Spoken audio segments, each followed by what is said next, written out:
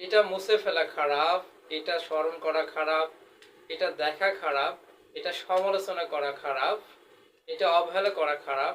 এই জাতীয় সেন্টেন্সগুলো বোঝালে আমরা একটিমাত্র স্ট্রাকচারের মাধ্যমে সেন্টেন্সগুলোর ইংরেজি খুব সহজেই বলতে পারবো। চলেন আমরা শুরু করি।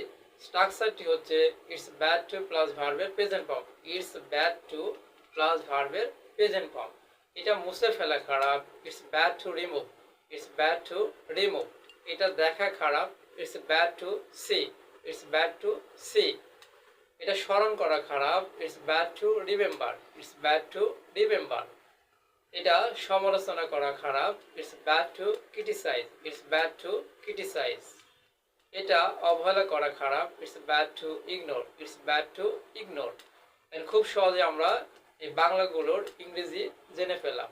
আপনিও যদি চেষ্টা করেন এই বেসিক রুলসগুলো যদি আপনি মুখস্থ রাখতে পারেন, তাহলে আপনি খুব সহজেই ইংলিশে উন্নতি করতে পারবেন।